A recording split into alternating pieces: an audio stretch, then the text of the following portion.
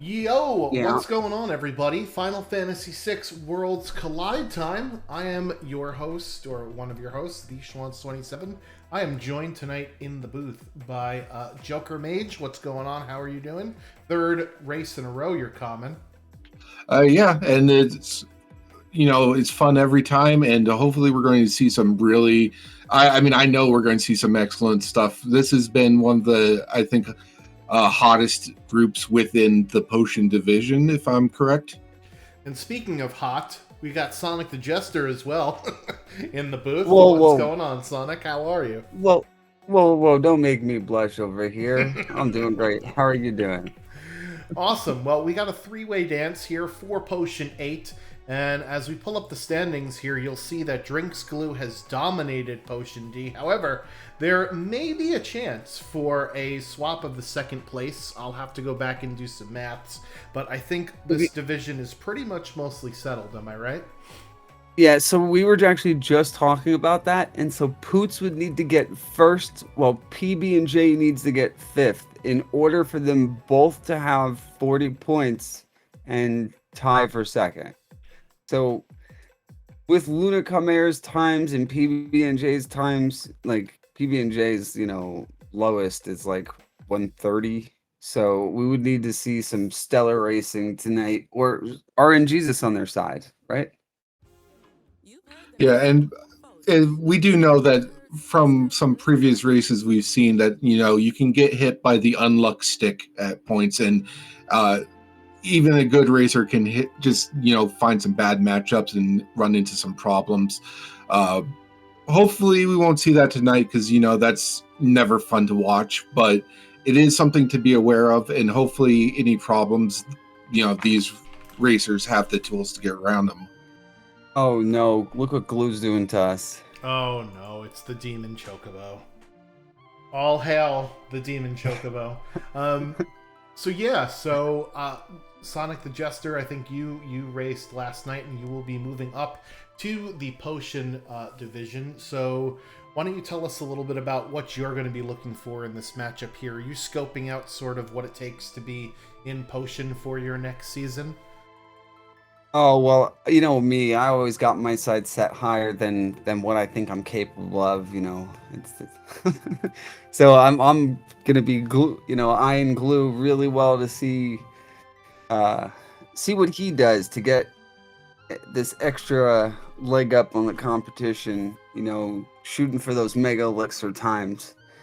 That's what I'm trying to do here. Amp up the strategies, cut down on those mistakes. Try to edge your way against RNGesus, right? Yeah, for sure. And the race will get started in just a moment here. Joker Mage, what are you looking forward to seeing tonight? We all love Glue. He's the dog inside all our hearts, but I do want to see if PB&J or Lunar Chimera can do some crazy shenanigans and get an upset off this. And we get a Terrace and Science deal with natural magic. Oh, I think we have Umaro too. Oh yeah, Umaro. Gotta love the Getty. Already getting some divergence. We got Glue going to returners. Interesting. What is the chances that Glue actually does Elite River play here? What if he surprises us all? Well, he was telling us that he was thinking about doing an off-the-wall play. So I could see it happening. I mean, the advantage here is that the Imperial base sealed gate there's plenty of treasure, plenty of stuff to get you started, but there's not much fighting, and can be very long for a free check. Whereas if you do Lee River, you're going to be fighting a bunch of regular enemies, which can get you past the level scaling, and you'll end up like right outside Narsh, where you can immediately go do Welk. Yeah, very true. Very true. And, maybe you get your fourth character too, and you can run up there and do Kefka as well. Now, in the treasure room, there was an Aegis shield, a Genji shield, and a Cat Hood. So, got some nice defense in there. I didn't see what a lot of the other items looked like, just random consumables or sellables. Okay, and we do see Glue actually going to South Figaro. Maybe didn't find all the stuff that he really wanted to find in the returners camp. There are plenty of stuff there, but it's not everything. Yeah, he did get a thunder shield. You know, I mean, you only have really 7 easily accessible chests plus the, you know, the 10-second hidden chest there. So your odds of finding a good sellable plus, you know, you gotta hope for what, a Super Bowl in the shop there, maybe. Well, they're not in the. That's right. We're not doing draft. There's no Super Bowls in shops here. Speaking of which, that's a good thing to talk about the Ultros League flags, right? The new changes. Well, at this point, they're hardly, I wouldn't call them new. We've been playing with them for the last 2 months. So, but yeah, Very it's, true. you know, 6 and 9 to get the Kefka lock. If you get 21 checks, you can get Tower Skip, which has been, well, as I said last night, weaponized by people such as Drinks Glue to get some really phenomenal times. Additionally, Ultima is back on the menu, but it is a very pricey item. Oh yeah, 254 NP. You get the gold hairpin. Gets down to, I think, what, 126, right, instead of 128, and then or instead of 127, I think. And then with, you know, get lucky with the economizer all the way down the good old one. Oh, that's what it was. It was an Atma weapon and a cat hood down in the room. Plus, Glue got a T shield in Figaro. Which I Okay, so see Glue is doing base and gate and just wanted to take a detour first. Probably sensible. I mean, it makes sense. Returners is right there on the way, right? And then you could still go north to wrap around the map to hit the sealed gate. So I mean, honestly, my path is like hit Albrook first and then go into Imperial Base sealed gate. See, you know, that's actually a really smart idea too. Is I never even thought of like doing that consistently. So I'll tell you, I love a lock terra start when you go right to World of Ruin first for lock, and then go straight to the sealed gate. I've always loved that start, but I guess if you don't have lock, that's a great start too. I'll have to keep that in mind. Yeah, you gotta remember that the map wraps around, so sometimes things are closer than they might seem. Ooh, and there's a hero ring. That's a nice pickup.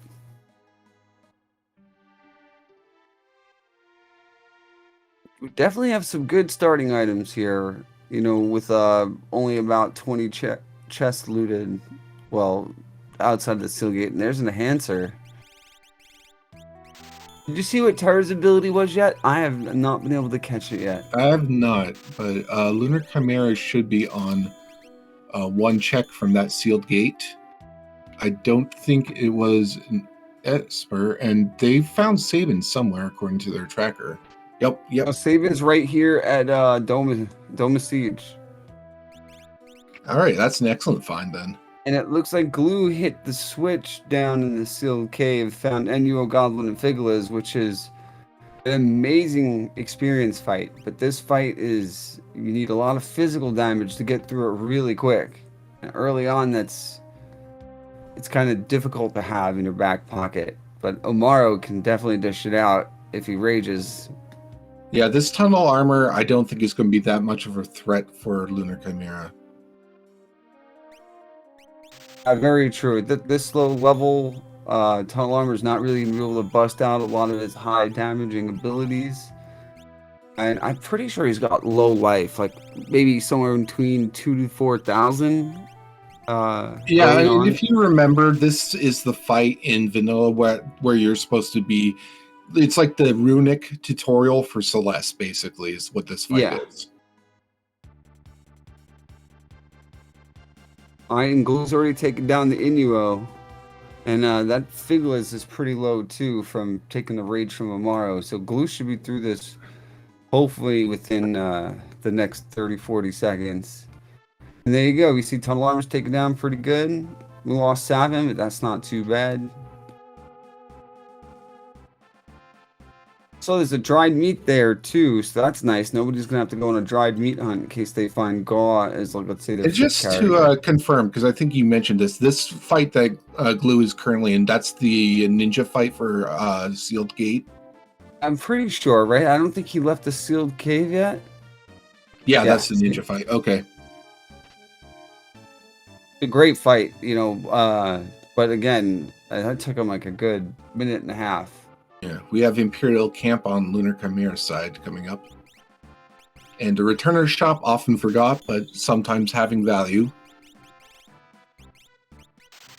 Trying to see if we saw anything in his inventory that maybe we didn't catch yet. Hopefully we'll get some good grind fights here for Lunar.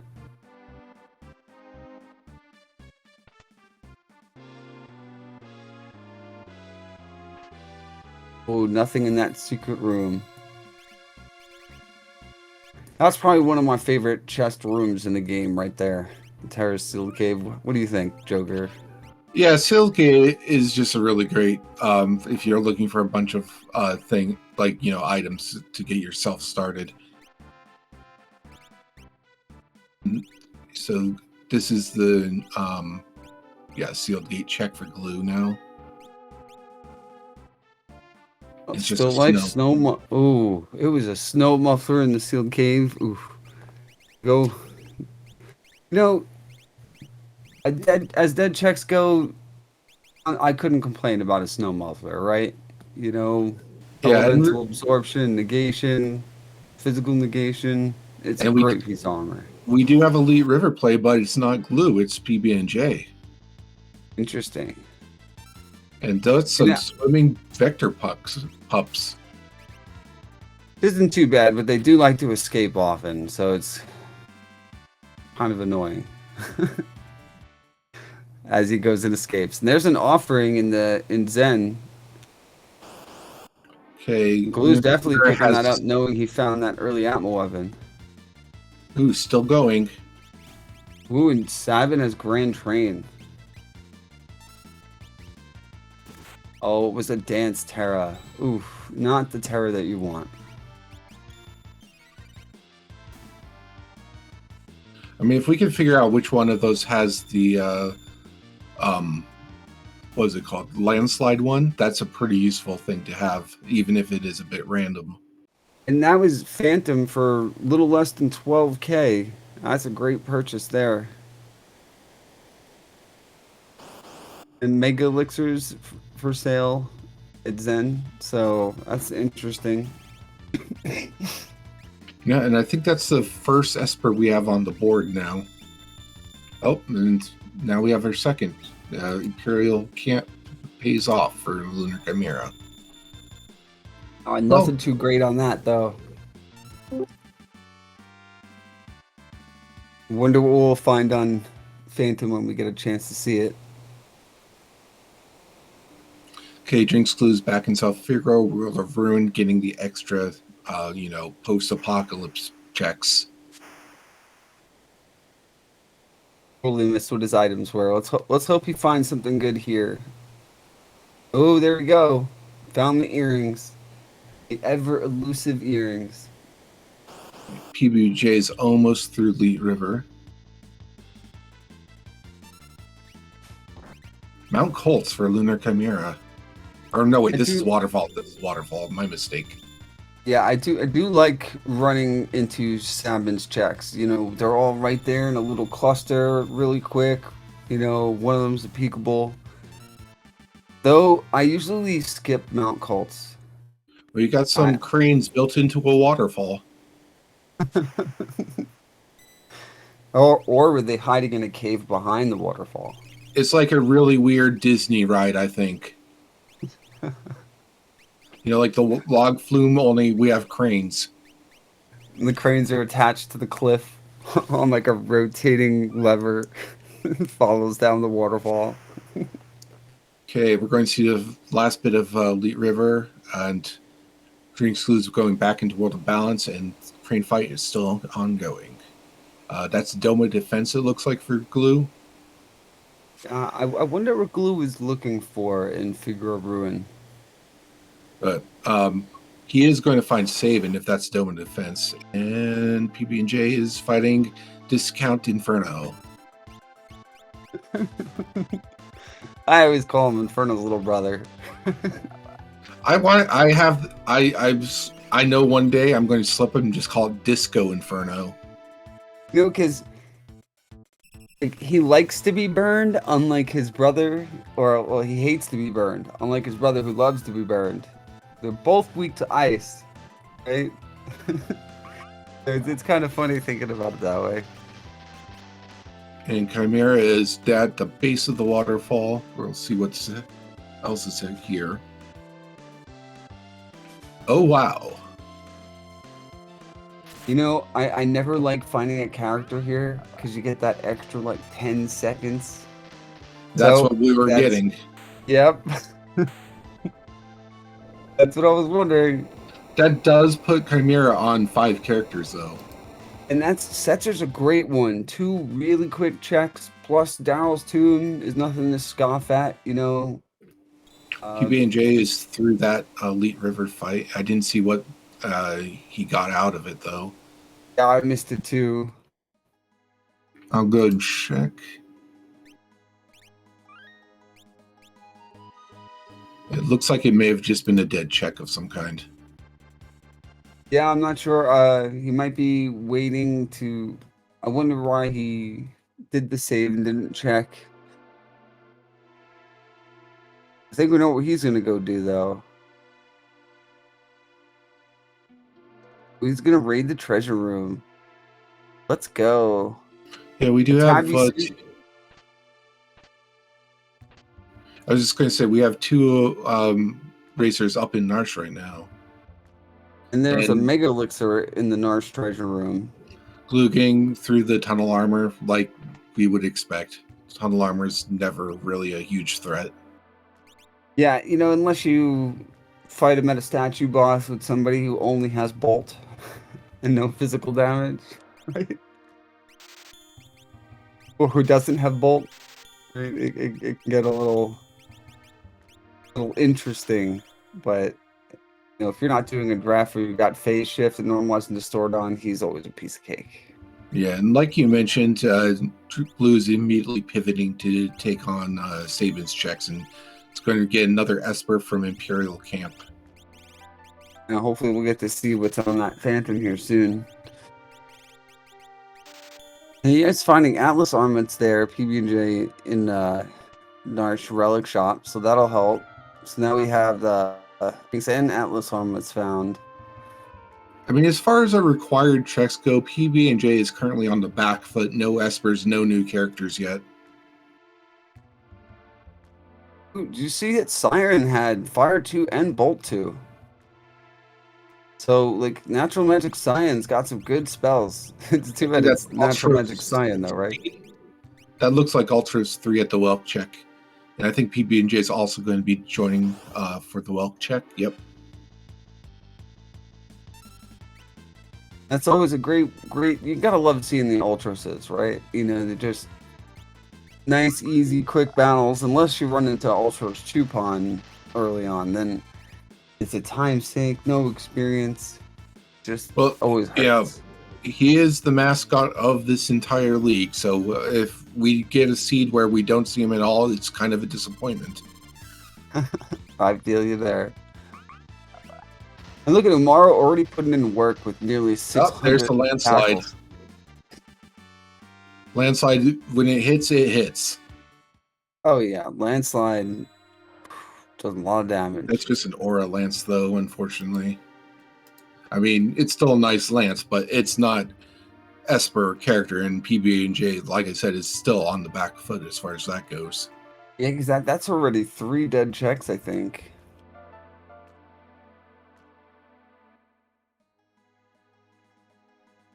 So again, you know, getting those dead checks out of the way early better than later. Because you're not increasing the scaling by getting the dead check, so you know you're actually getting a little bit stronger each time that happens, making the next check go a little bit quicker.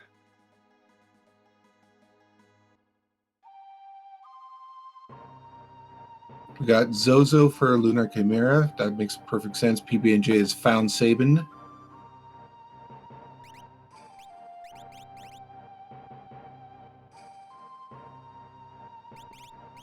And Glue just changed his mind completely.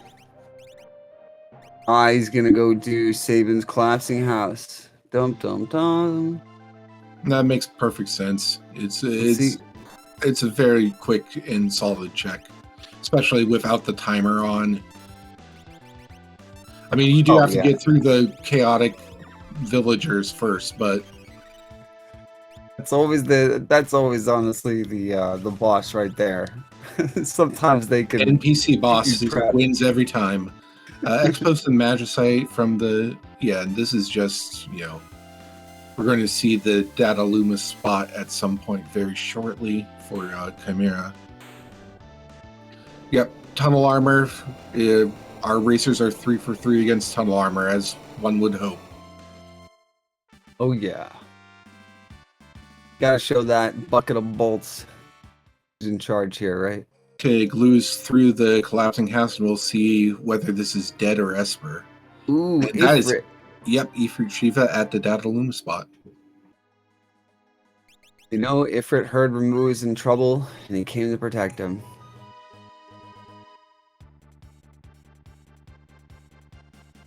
Oh, I wonder who here. What are we gonna find? Terra having a conversation. It's Phoenix. Ooh, so we got Phoenix and Phantom.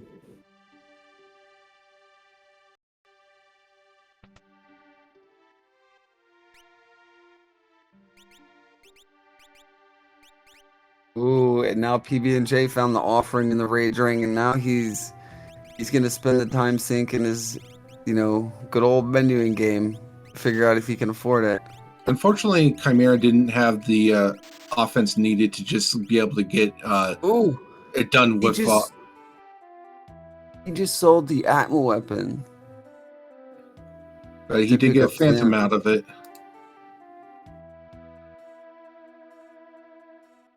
That's an interesting choice. Ooh, there's a Valiant Knife for a gauntlet. Oh boy, and Glue did get the offering, I think. Or I'm not sure. There was Life and Quick. Did you see that? And like I said, Chimera is finally through the Ifrit Shiva fight. Wasn't able to get enough ice damage on Ifrit to just take him down before Shiva showed up. Only Umaro can wear the Valiant Knife. So, yep, offering, Hero Ring, Valiant Knife, Umaro. You gotta love it. You gotta love to see it. An Elixir and the running shoes. Yeah, that totally makes more sense. And a Behemoth suit. So unfortunately, the Zozo check didn't really pay off. And I mean, Behemoth suit's nice, but it's not what you're looking for at this point, I think. So that's crazy, because now Terra's checks had... did you see what Let River was? I think Esper, right? I think it may have been Dead, because PB&J was the only one who did it, as far as I know. Okay, so then she got a snow muffler from Sealgate Cave, she got a Behemoth suit from Zozo, and then she got a Dead check that we're unaware of at Let River. So it's 3 of her 5 checks were dead. And here's Gigantos. Ooh, the monster box. Gotta love to see that.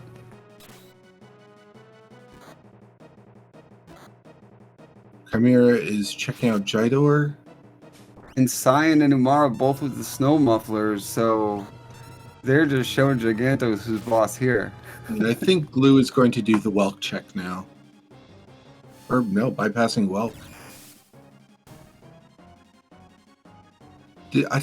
Did Glue already do a Welk check? I think Glue did Welk already. Because I know Chimera and PB&J did.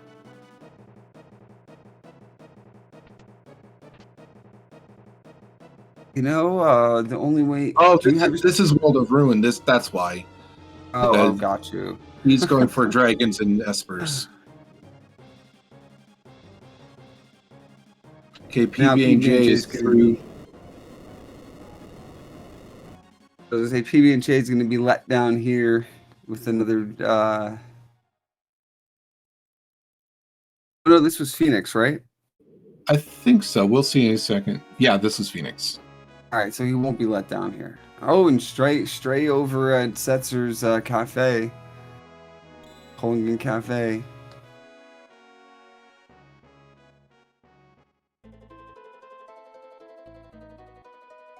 Luckily we had all these dead checks because this gold dragon could be a lot stronger. And Goldie's one of the worst dragons to come across. Him and White Dragon, they could do so much work before you can take them down.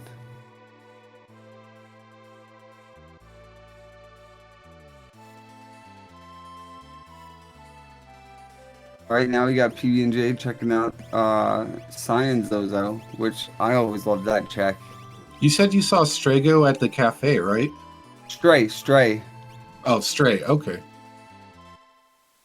I apologize. It should have been clearer. And they No, found a Ragnarok. I just misheard you. That's all. And Gloof got a Ragnarok from the dragon. Ragnarok sword or Esper? Sword.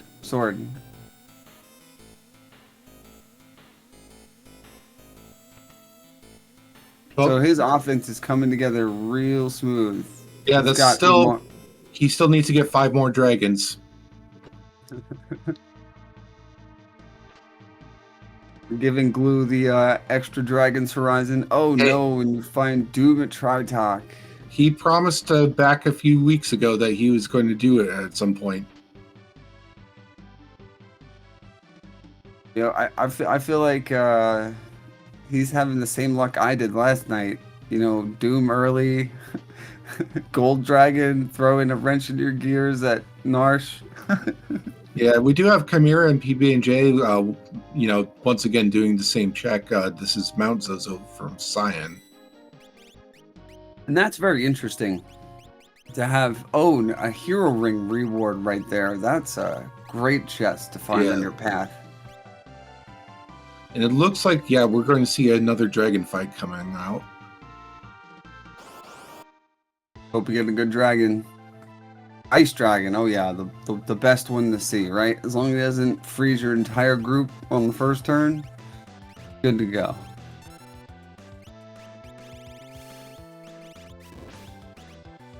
This Grand Train doing work for our runners.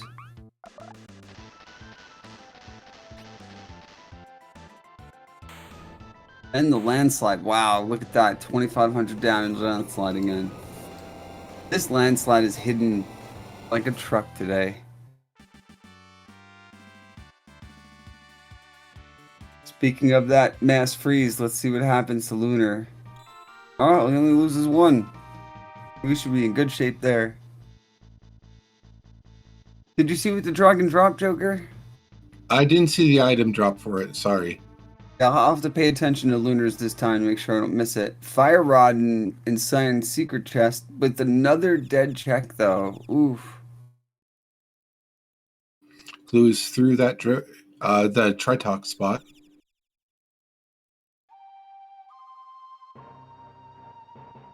See multiple people learning quick on Glue screen, so this is going to be an insane run. Get rewarded with a Doom fight with a Golem. That was Golem. It was another Ragnarok. Oh my god. Golem didn't have anything great on him. And an ice shield from the dragon.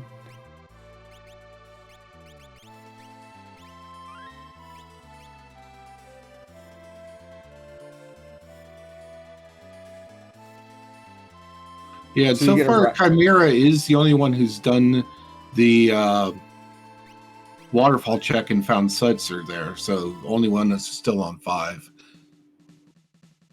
Yeah, very true. We got Glue going for the Umaru Cave check. Ooh. I don't know if you saw that, but there was a Genji glove there in the Colosseum. Oh, but an Orog for that. This could be a little rough. Oh, Omar takes him down quick, so he gets that Magus Rod. That's going to make a big difference, because when Glue went to the Colosseum, he didn't have the Warp Stone. Didn't go for it. And Kieran at Umaro. Yeah, Glue's starting to just rack up on those Magicites. Definite lead there. Oh yeah, Strength 2 on that Stray with Doom and Ice 2. So that's a good Esper. especially with this physical offense that we have with the Ragnarok, Atma weapon.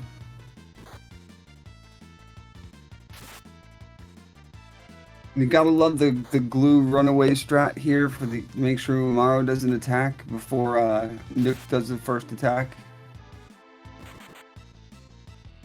It does add a few seconds of time, but you ensure that Umaro doesn't hit, causing a phantasm to come out and seizing your entire group. That could be really bad. Alright, now PB&J gonna do the Narsh climb, just like Lunar's doing the Narsh climb. It's funny, they're literally thinking very similarly this run. Yeah, and that's kind of unfortunate for PB&J because Lunar Chimera did get that extra waterfall check and is up one character. Yeah. So if PB&J is just tracing Lunar's steps at this point, that's going to just push him further and further behind. Yeah, very true. I think that is one of the trap chests, though, that PB&J is checking out. Looks like Cheddar Nook is down on Blue's side. Yeah, he's probably trying to find that free offering to try to save himself a good 65k, right? Yeah, is that how much it was costing at the store there? Yeah, it was almost max price. Glue is also now in Narsh. Glue already finished Narsh, so I think he was just getting the free heal after warping out from the Umaro check. Oh, that's right. That was a Berserk Ice 3 on Kieran.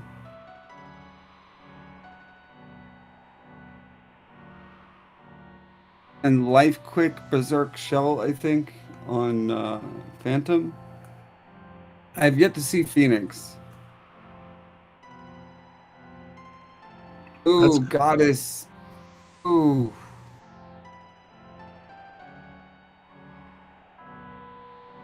He just ran into that, right? Because he does not have Setzer yet.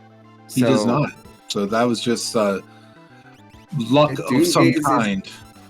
Doom Gates is Goddess, but he's got Umaro with the Valiant Knife offering, so Umaro can do some work to Goddess here.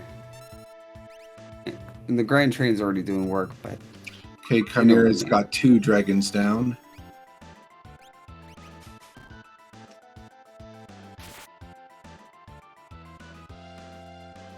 So now, what would you think is the next best bet? What would you do? If it was me, I would go into Doma Nightmare. Doma Dream.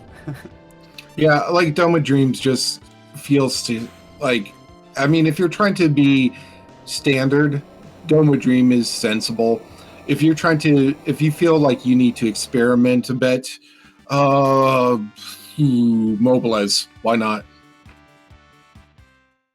Yeah, very true. The only thing I'm thinking is, because it is a commitment, and by going there, you're going to get 3 checks. So I like to do it somewhere in the middle of a seed when I don't know what I need yet, because your best bet, 3 Magicite or 2 Magicite, 1 character, right? So as long as you need that, it's always worth going there, I feel. That was just a dragon horn from beating that goddess. Oh man, so that's like 6 dead checks already. Our characters are definitely getting up in level. Because that's 5-6 checks already that didn't increase scaling. And well, we are, with these fights and the experience that they're getting, we are definitely getting levels. Okay, and Glue is doing Mount Zozo now. We already know that's just going to be a Ragnarok sword, but there is a dragon up there. Yeah, we're going to see, these fights are going to start moving really quick here, Joker, because everybody's scaling up really fast. That's one thing I love about getting dead checks early. Ooh, yeah, so Glue is on 9 characters and Espers, Chimera's on 7, and PB&J is on 6 at the moment. Doom casted the spells at the same time on both screens, but he didn't cast the same spells. So, like, I thought the animations were gonna fire at the exact same time, and that just would have been insane. Okay, and there's the dragon out for glue. Which glue I have no problem with here. Yeah, Ice Dragon's not a threat at this point. Yeah, the only way, again, is if you froze the entire party, right? But I think Umaro can't be frozen with the snow muffler on, right? I don't know that. I'm going to just say I don't know. Here if he knows. I'm just going to trust you on that, and then if it's wrong, I'll blame you later. Hey, that's fine. And we do see Doom going down almost simultaneously. Sadly, Sabin's sleeping on the job again on Lunar's screen.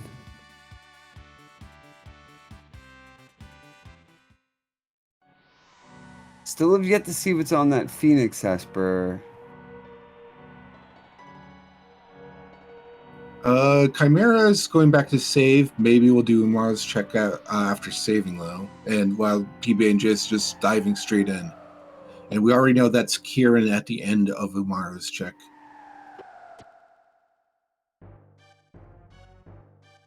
Meanwhile, we're going to find another dead check on Glue's side, because this is, as we know, the Ragnarok sword. That's a presenter. Someone you never want to fight. You'd think he'd have something hiding in that chest there, but trust me, it's nothing you want. The only thing he's presenting is sadness. Yep. Oh, I just learned something new from PB&J there. I always take the wrong hole to fall down.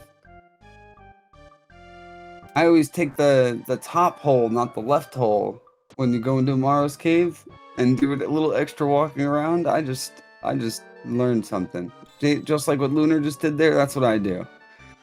But PB&J took the left hole, and it brings you right next to the bridge instead of on the platform below it. So that's a good 5-second time save there. Okay, Glue is still hunting dragons, it looks like. You gotta love the dragon hunts. And we're gonna have dual cheddar nooks going on.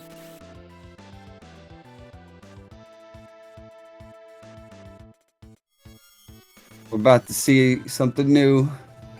Let's see what happens. I'm gonna say it's good old Skull Dragon impersonating the Dirt Dragon.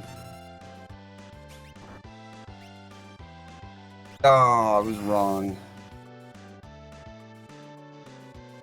Looks like Storm Dragon's chasing Cyan down.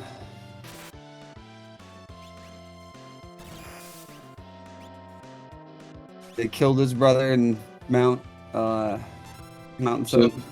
Yeah, Mount Zozo. I almost called it Mount Colts.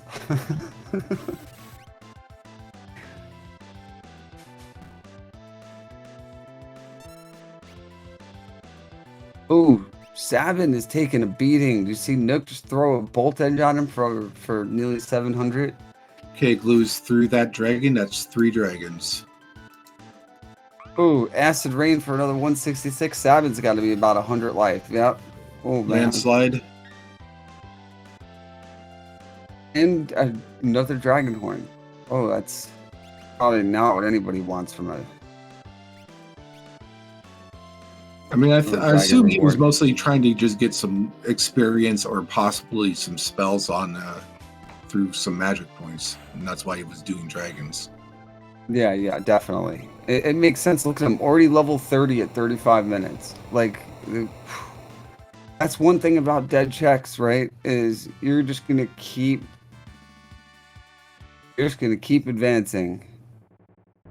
And there you go, Genji Glove, double Ragnarok. Oh boy, this offense is insane. At 30 minutes, 36. Yeah, so they're all about a similar number of checks at this point. Both Chimera and Glue have 9 combined Espers and characters, whereas PB&J is only on 4. or I'm sorry, only on 8 combined. But Glue is up a dragon compared to the other two. Yeah, very true. But again, that could be made up in a second. What's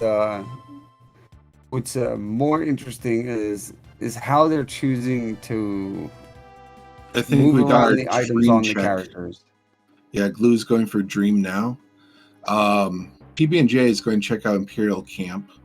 Ooh, and Lunar's doing Dream too. Oh, they're both thinking of what I was thinking.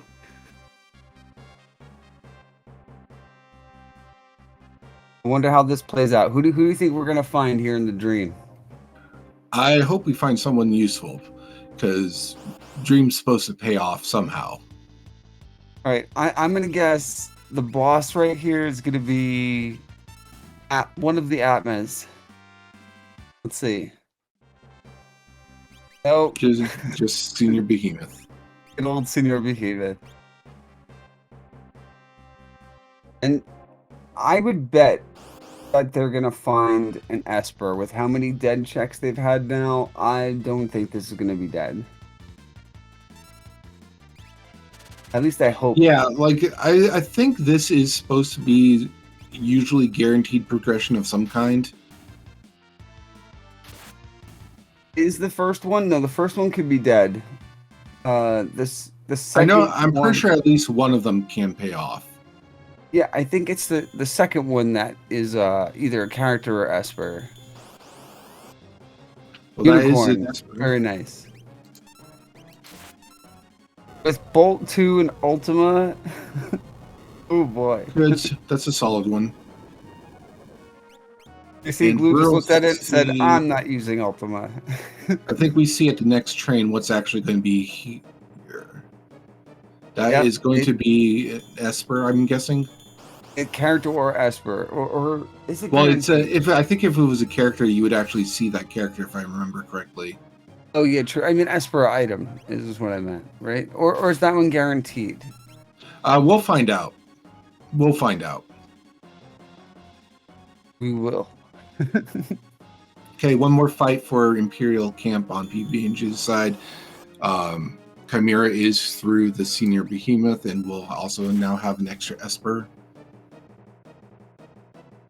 Yeah, and Lunar is right behind Glue too. So he's despite the amazing defense that Glue has put together already with that offering Valiant Knife. Because I don't think anyone else has that Valiant Knife, right? Because that was a Coliseum fight.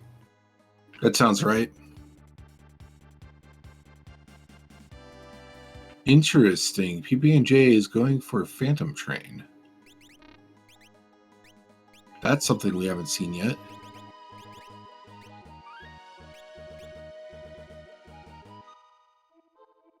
I do like the Phantom Train, and because it's a great peekable check. But one thing that's interesting is if you do Doma Dream first, and then you go to the Phantom Train, one of the switches is already pulled for you. Oh, it's a Thunder Shield there, so we'll take it a reset. Okay, Blue is about to go face off against the Rexol.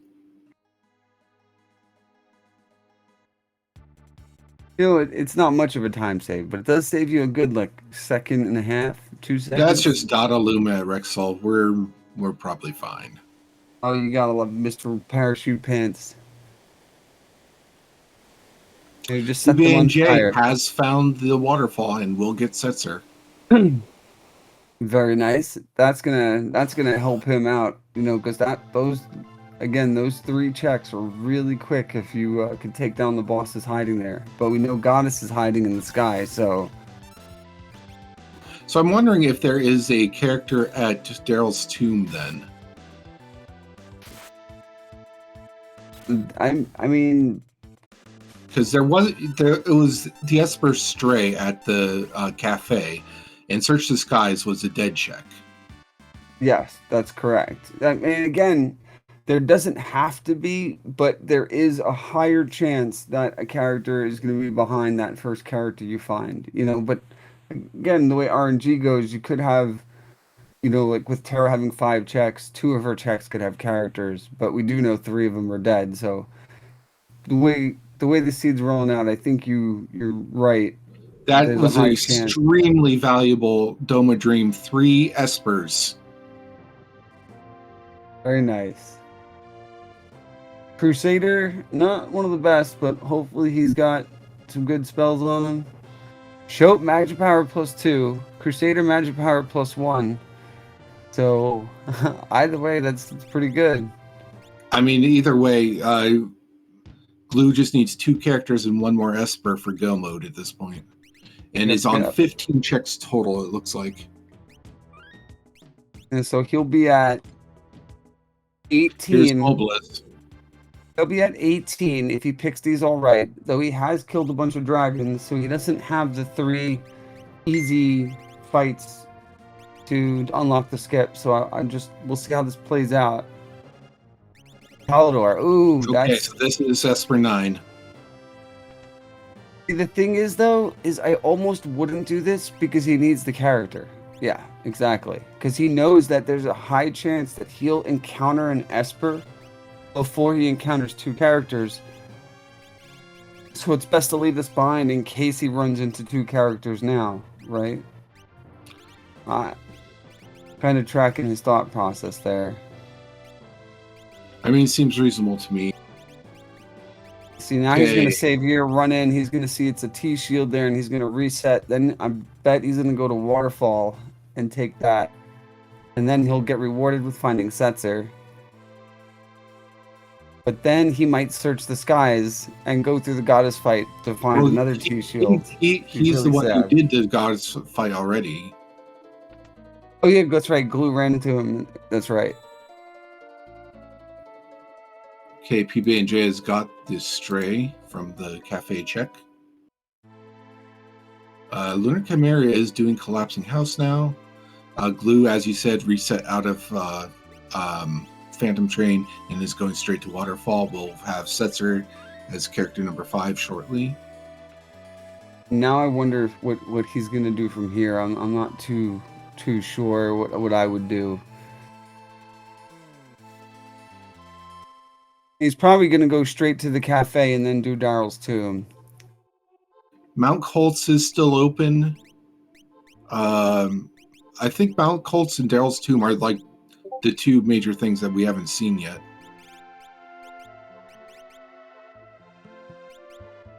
Okay, yeah, I'm Phantom, trying to... a really cheap Phantom for Chimera. That was only like 9,000 and would have ruined. Oh wow! So it was 11, like 12,000 almost, and 9,000. That's some really good RNG on those prices. And PB&J is, reading my thoughts and seeing what's at the tomb. I mean, I do like that play because he was just at the cafe, and he was at the cafe in the World of Ruin, so it's just a hop, skip, and a jump right over to it. It just makes sense to tackle it all while you're right there.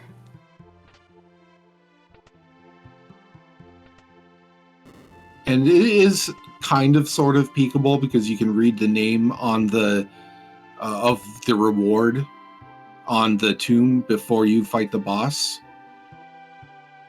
Yeah, so if you saved right beforehand, you could reset and then warp out. Now, Glue's definitely ecstatic seeing his 5th character finally. So now him and Luna are tied up. Yeah, I think that's actually, apart from the dragon check that Glue is up, that's pretty much parity. I think it's the exact same stuff all around. That's Tomberry King, I think, or Master Pug. Yeah, I'm pretty much Tomberry King, right? You always want to flee from him. His counter step mines just make the fight last a very long time unless you can take him down in 1 or 2 turns. Gao, that is character 6. So that's really good. Just have to get through a Welk. Okay. So now... Unfortunately, PB&J is still down quite a few Espers compared to the other 2. Needs to do that Doma Dream check. Yes. That Doma Dream check will put him back in play. Okay, and meanwhile, Lunar Chimera just needs to go over to Daryl's tomb and grab Gao and is in go mode. Yep. This is getting there because Glue still needs. He's gonna already do Daryl's Tomb, being right next to it. So, I'm surprised why he didn't do Daryl's Lunar Tomb. Chimera is doing Mobilize. doing Mobilize, but we also know that's Palador, so that's not going to pay off for him. Yeah, it's not. I wonder why he didn't go right into Daryl's Tomb. He didn't even check it, too. He's just immediately YOLOing it. And Glue, on the other hand, did find the correct answer, and PB&J is doing what he needs to do. He reset out. He probably realized he didn't check it first. Yeah, he just did the peek, saw that it wasn't a character, and was like, I don't need that. See, that's a smart idea too, because if you know you only need characters, you don't need to go read the name, because that's like an extra step and it's more stairs. I mean, I guess it's almost the same thing depending on how you look at it, right? If you count the steps to both houses, right, and going down into the basements, I'm sure it's probably almost equal. Yeah, PBAJ did pick up the Gao. I just missed that when we were running through that. So he's actually on 15 checks to 6 espers. Okay. So yeah, I had to correct PB&J's tracker there. All right, now PB&J is going to go through here, and he's going to get all 3 espers. He's going to be at go mode. Luna's going to be at go mode, and Blue's going to be at go mode all around the same time. Yeah, Glue is slightly ahead. I think PB&J is slightly behind, just because Dream is going to be a bit longer than killing Welk. Yeah, definitely. But it is it's not even the 50-minute mark, so that's all. They're all doing really well. Oh, they're doing amazing. Like, oh my God, to be at unlock at 50 minutes it's a great feeling, because you can just rush the right side, go all the way through. You could drop back in the middle, kill. Oh no, Glue's going to be... Yeah, I had to do some corrections. Glue is currently on 18 checks. So might try to take an extra dragon somewhere to... Did he never do Welk? Did you say? Glue never did Welk? He might not have done Welk. Okay, so he's going to do Welk, then he's going to drop in the middle, called Toilet Atma Dragon. I think that's his plan to get Skip. I wonder what Chimera Luna's is gonna do. through Welk in both sense of the word, and we'll have Final Kefka unlock at this point. Yeah. So now Lunar... There's the unlock. Great job. PB&J is through the Stooge section, which was SR Behemoth. And is... Yeah, sadly, the Sriracha Behemoth took a little while with the Flare procs. As you saw last night, Flare can really add some time onto your run. Yep. That Welk check was just an Aura Lance. But that does now put Glue on 19 checks total. Yeah, so now Glue's definitely going to do Toilet Atma Dragon, get the Skip. I think Chimera is trying to look for something similar.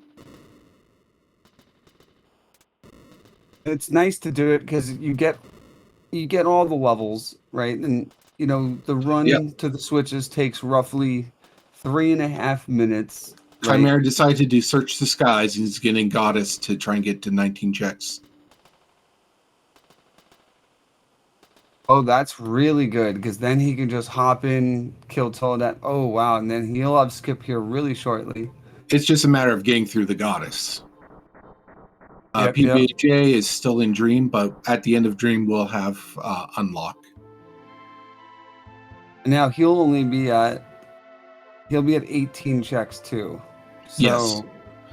I wonder if he'll go for Skip.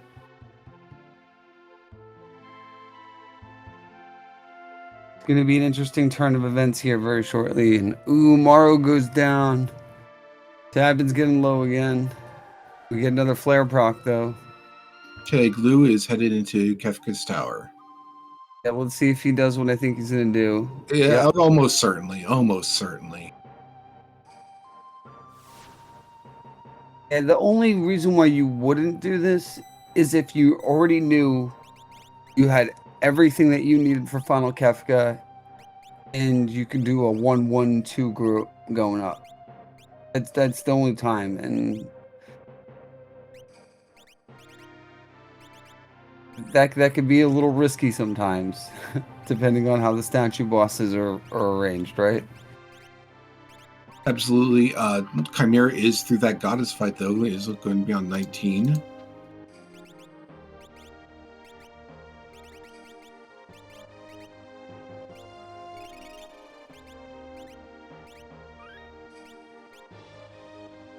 I've yet to see if there's anything good on these final espers or any bonuses, but I mean, at this point, they're there to fill out the count, I think. yeah, very true. You probably don't want to get too many more levels when you're this close to the end. Yeah, so PB&J just has to get through this Data Luma fight. We'll get 2 espers and the unlock. It's just always nice to find like another piece of your puzzle, like a mute or something, before you do these. Is Lunar Chimera Let's doing a skip Veld unlock. check?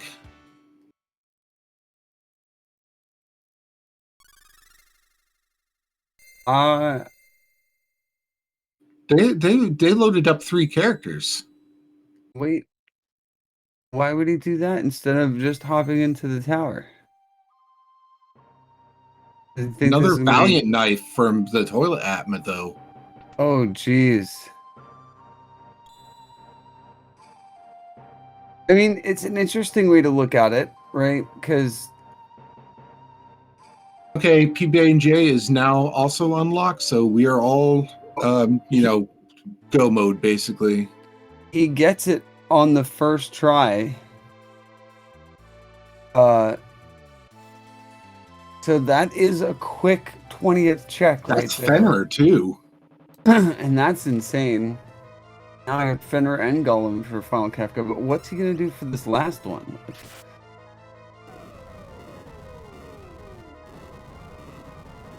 Oh, In no, any case, God. Oh, God blocked him so hard. And finding good old Dirt Dragon hiding in Kefka's tower. yeah, and once this is down, that'll be tower skip. Glue will warp out. Nope, it's done, yeah. So he'll warp out and immediately go to statues. PB&J is also taking on the Search the Skies Goddess fight for getting an extra, getting up to 19. Yeah, so it is very. I'm curious, like what Chimera is going to be doing now. Serpent Trench? I wonder, Surely not. does he not have the warp stones, I think? Maybe to... Even then, you could just switch to one of your guys and have him grab the hook, because you have 2 guys at 2 different hooks. So... yeah, Yeah, it's- I don't know how I feel about the Serpent Trench at this point. yeah, I know it's not our job to criticize the runners. It's just putting a bad taste in the back of my mouth. Like maybe Chimera was feeling underpowered and wanted to get some extra levels or something. I could feel that with Sabin going down multiple times, but even then, fighting Toilet and Dragon will give you those levels, right? As long as Toilet is a decent boss. I mean, I right? think we'll just have to ask Chimera What why his that thoughts are, decision. Yeah, because it's definitely not standard, and it feels like this is just a very long play at this point. Yeah, I feel you, because the Serpent Trench, just the animations is like a good minute and a half to alone, like throughout it all. You know, finding the mast, jumping in the river, going back and forth to the river, the transitions in the screens, like it's a long check compared to just dropping down to Kefka's tower, right? Because that's the only animation you're dealing with there is dropping down to Kefka's tower twice. Okay, PB&J did get through the gods fight is on 19, and Ooh. we'll see where they're Doom going. gaze at goddess statue. Well, Luckily, dodge the level 5 Doom. That's good. Yeah, that's a Iron Mod killer right there. Ooh, double flare proc though, so that's gonna add a bunch of time. Okay, PB&J is going for tower, probably going to, well, maybe doing what Glue did and going for a strong center and then getting Yeah. skipped that way. Yeah. I like that. I definitely like that. I mean, I thought the Veld thing was fine because it's not that long of a check if you do it right. Oh, and he got perfect RNG first fight because it could be 5 out of 8, right? So you could have technically 0 for 3 before you have Right. a chance at him. So getting him on the first go is great.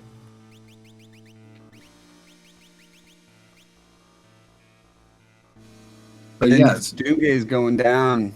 Gaw even survives. Look at that.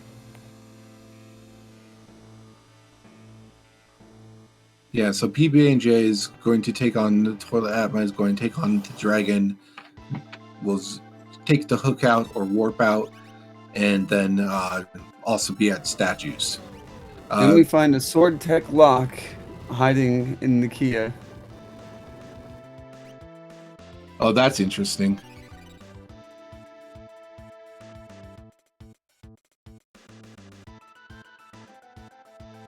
Yeah, that could have been an interesting path right there. But here we go. We already got Glue, one person on the Switch.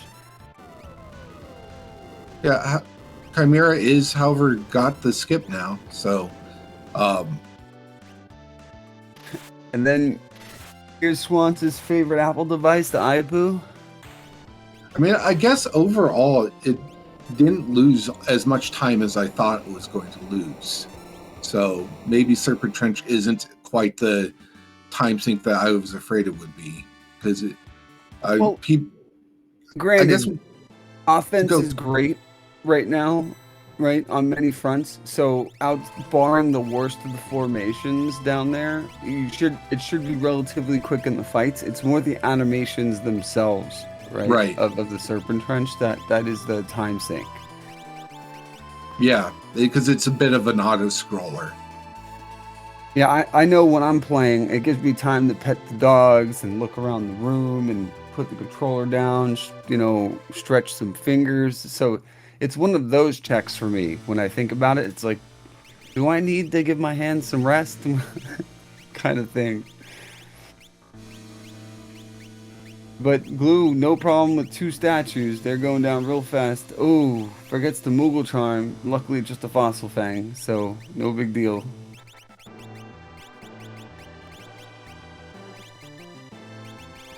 But this will give PB&J some catch-up time. Same thing with Lunar. Well, Lunar is already at statues. PB&J has to get through this Dirt Dragon.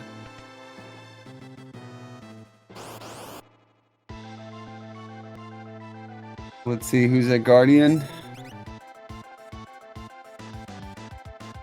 Good old ammo weapon. I know Cyan's got really weak magic, so let's see what this Ice 3 does. Right, this might be a 5 or 6 turn fight. Oh no, Umaro's got the offering, that's right. So this might be a 3 or 4 turn fight. That's the Valiant Knight. That's the Valiant Knight offering Umaru, isn't it? Yes, it is. And so getting that bio on him, that's going to help out a lot. Oh no, Umaro raged. So we might have another cycle here to go through. Okay, PB&J had skipped. Never mind. Umaro got physically attacked and now his damage just doubled. So that was over 2 cycles less than I thought it would be.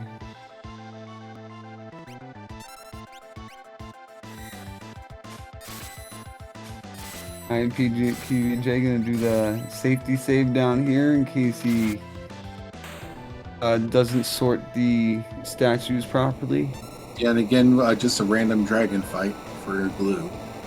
It gives Lunar another chance, but just you see how quickly Glue's taking these fights out. That was only about 10 seconds.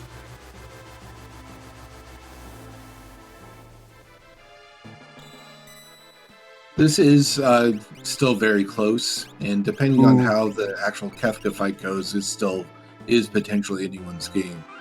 Oh, very true, especially with the RNG that Glue has to deal with Umaro in Final Kafka. But I don't know if you saw, he left Umaro at about 35% HP. So Umaro's gonna, yeah, look at that.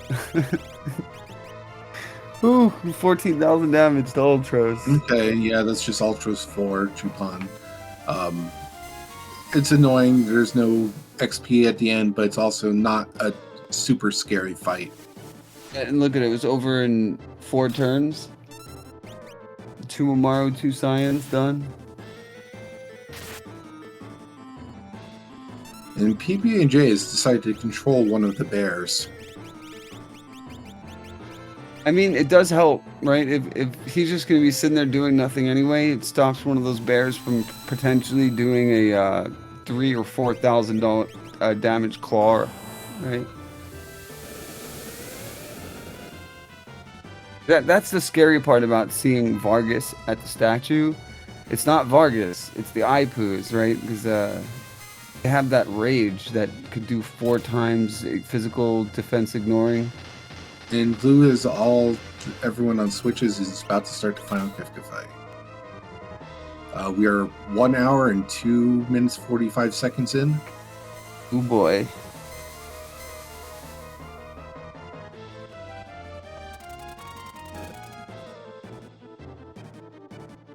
This is tense here. On Sabin with the Grand Train. Hopefully Umaro. See the difference in the Umaros here. You got Powerhouse Umaro on one screen, and then you have backup support Umaro on another.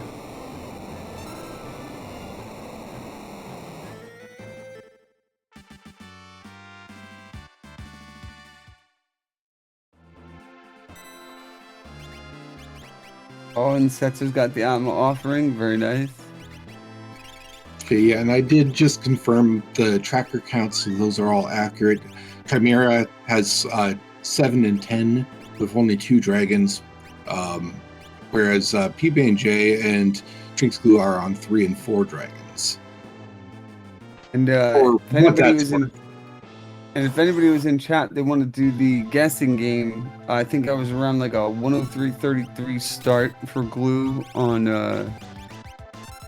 I don't have his sound on, so I can't hear the bell chime or not. I was just kind of estimating. I think he's going to be done around 110, depending on RNG. Side by side, Ultras fights at the top. That's the 4th or 5th time now Lunar and PB&J have done that this seed.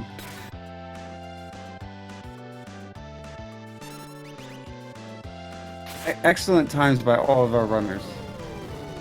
I mean, just looking at it quickly, this was fairly linear. I feel like there, as far as where you're getting your characters from, it was really Sabin at Dome of Defense to Waterfall for Setzer to Daryl's Tomb for Gao. So there wasn't really any divergence because that lock is actually off of one of Gao's checks too. So yeah, so it was all part of the same path. Yeah. And was there any check that they didn't check early on? All the terrors were done, right? Did anyone do Kefka and Narsh? That's the only one I wasn't really sure. Kefka and Narsh was done. It wasn't a character though. Yeah, and I don't know if anyone bothered to check Auction House, but that's not going to ever be a character, so who cares? Yeah. And you're right, it was a pretty linear seed, huh? Yeah, so any kind of like really crazy divergence wasn't really necessarily going to pay off too much. It was really a matter of defense to the Waterfall to Daryl's Tomb. Yeah, very true. Oh, my puppy's over here staring at me. Well, we got side by side Doomgaze fights now.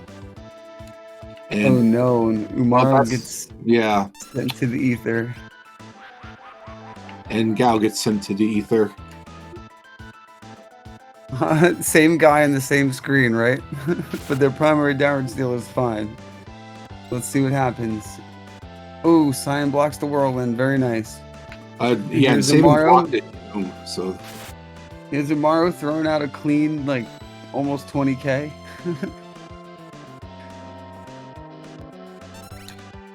we do know that I think everyone did manage to find at least Golem. So we do definitely have calmness protection for tier 3. This is a little scary here with Umaro at 46 HP.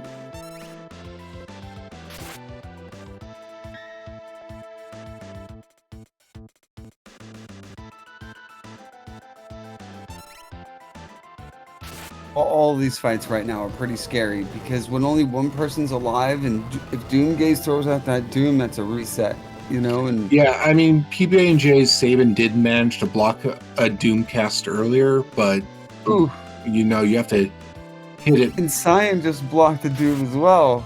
Like, I think they might have Aegis shields on.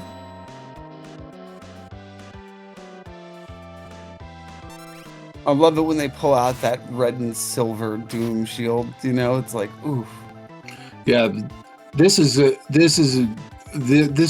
fight is dragging for both of them though, which is just giving Gloom more time to do work on the final Kefka fight.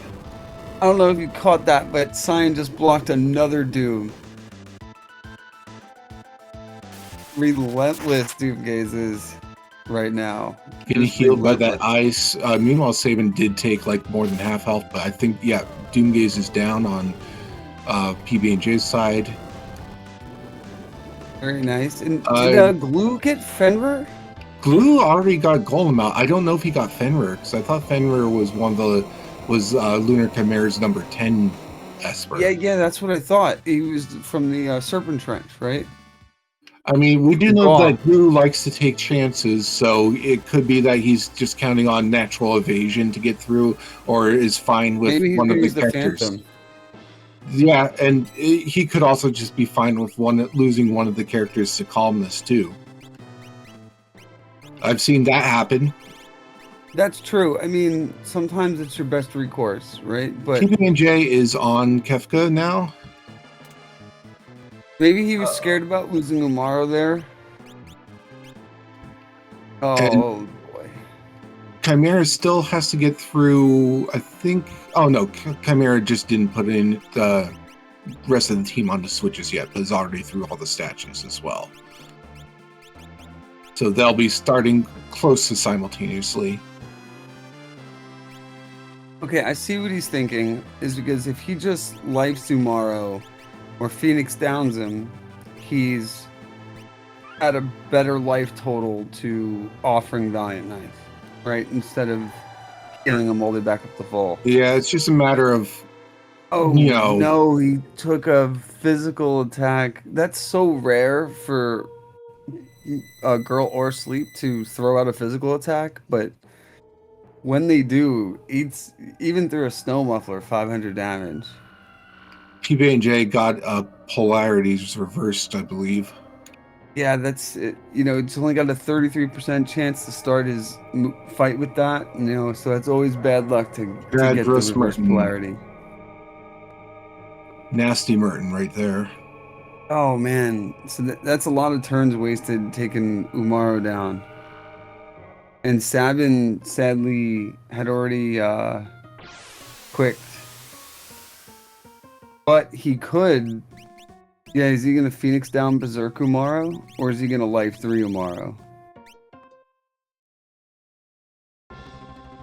What is he gonna do?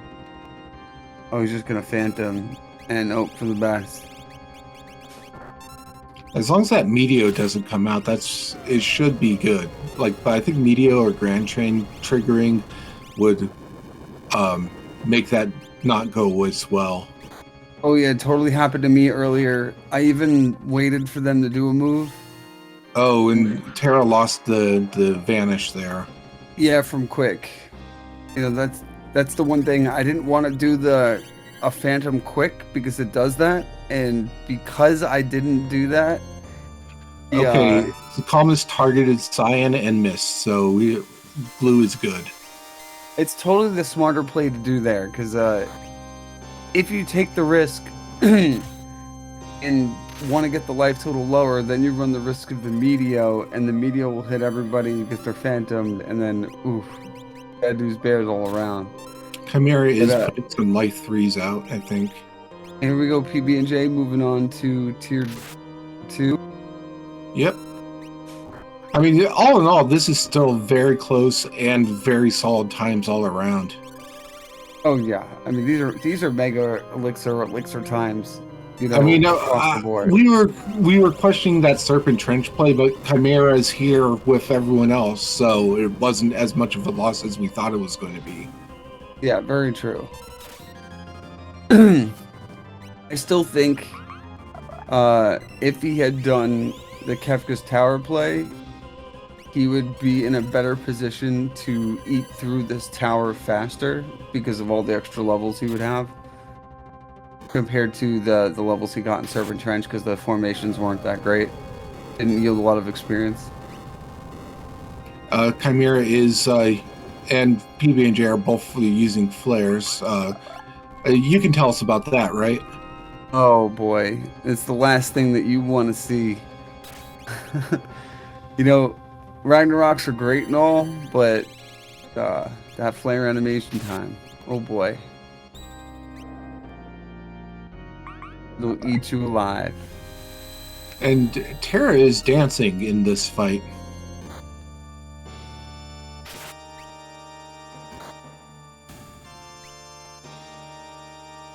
I wonder if he no, she isn't dancing, is she?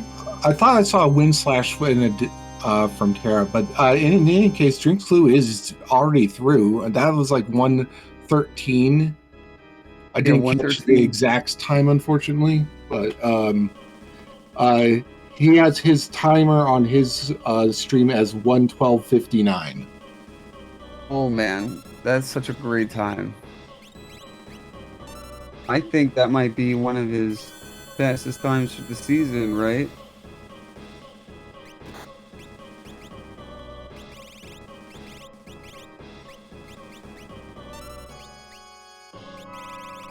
I'm sure we'll have him in here in a second.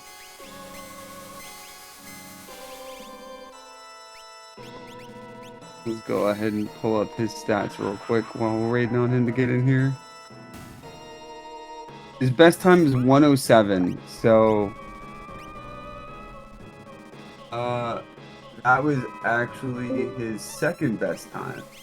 And speaking of the devil, congratulations! GG. Thank you. Since it was the end of the season, I decided to give everybody a little treat and play a little Umaro roulette. Oh, dude, that was a lot of fun. I think Blue. I am very angry.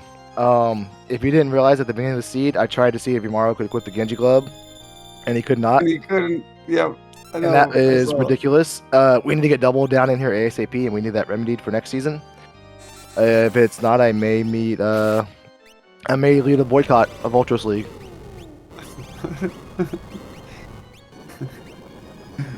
Hey, I feel you about the flag where you get that random chance to not be able to use weapons you could normally use when Edgar couldn't use an Atma weapon, and I spent the whole seed trading him up with HP 100. But with the final Kefka, he can't hold it. I was like, what happened? Yeah, and you diverged quite a bit from the other two, but ultimately it all kind of went the same way just because it feels like this was a fairly linear seed because it was Doma Defense to Waterfall to Daryl's Tomb for everyone, ultimately for the characters. I imagine not everybody chases dragons as crazily as I do as well, so there's also that. Well, I think you had 4 dragons, right? Only 4. Yeah, so it was 2, 3, 4. So it was a decent amount of dragons were chased down and slaughtered in this episode of Ultros League. Here's an interesting little tidbit for you. Maybe you noticed it or maybe you didn't. At the end of Doma Dream, Daddy Luma was the boss, and Terra had the cat hood, and in his script, if you steal from him, because in the vanilla game, when you fight him, you could possibly have lock. If you steal from him, he'll counter steal and steal from GP from you. And in Wolf's Glide, anything you steal from with the cat, you'll get your GP back at the end of the fight if you kill him. And obviously, you either kill Daddy Luma or he kills you. He doesn't run away.